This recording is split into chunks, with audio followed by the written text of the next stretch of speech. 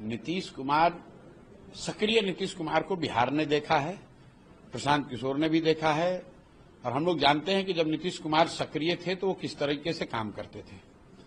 बिहार में पिछले 1 महीने में 5 रेप की विभत्स घटना हुई है।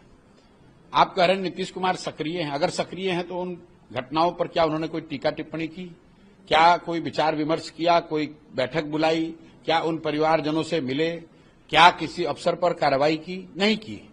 मैं आपको बता रहा हूं कैमरे पर, सुप्रीम कोर्ट का गाइडलाइन है 2021 में कि अगर रेप की घटना हुई है तो कम से कम 4 लाख रुपए पीड़िता को कंपनसेशन मिलना चाहिए। अगर गैंग रेप का केस है तो 5 लाख रुपए।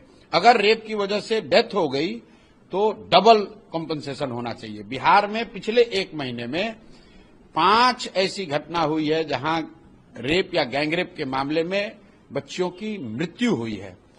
सरकार ने कोई कंपनसेशन नहीं दिया। आप कह रहे हैं नीतीश कुमार सक्रिय हैं। अगर सक्रिय हैं तो भाई किस बात के लिए सक्रिय हैं? किस बात के लिए सक्रिय हो? एमएलए का टिकट बांटने के लिए? भाजपा के साथ सीटों के गठबंधन में कितना सीट जदयू को मिले इसके लिए सक्रिय हैं? भाई नीतीश कुमार सक्रिय नहीं है, इसलिए नहीं कि वो सक्रिय होना नहीं चाहते, इसलिए कि अब उनकी मानसिक स्थिति ये नहीं है कि वो सक्रिय हो सकें। सक्रियता के नाम पर उनके इर्द गिर्द जो लोग हैं, जो नेता मंत्री हैं, जो अफसर हैं, वो लूट रहे हैं, अपना हित साध रहे हैं। नहीं तो ये कैसे संभव है कि उनके कैबिनेट का मंत्री 58 साल की उम्र में पटना यूनिवर्सिटी में प्रोफेसर हो जाए बिना किसी परीक्षा को दिए हुए? सर्वदलीय नेता अशोक चौधरी की बात कर रहे हैं।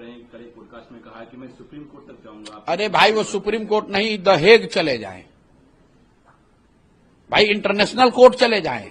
अरे बात सुनिए ना, आपको माफी अरे भाई छोड़िए ना, पूरे उनका जीवन लग जाएगा। मैं कह रहा हूं सुप्रीम कोर्ट छोड़िए, इंटरनेशनल कोर्ट में चले जाएं। अशोक चौधरी सर्वदलीय नेता हैं, ये सत्य है भाई। उनके पिताजी कांग्रेस में, ये जदयू में, इनकी बेटी लोजपा में, इनका दामाद इन्हीं के शब्दों में आरएसएस भाजपा में।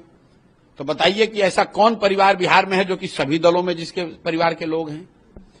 दूसरी बात, ये आदमी, इन पर कोर्ट का केस है, 3 करोड़ के गबन के मामले में इनकी पत्नी पर केस है, अशोक चौधरी पर स्ट्रिक्चर पास है। आप जाकर देखिए, सुप्रीम कोर्ट में मामला चल रहा है।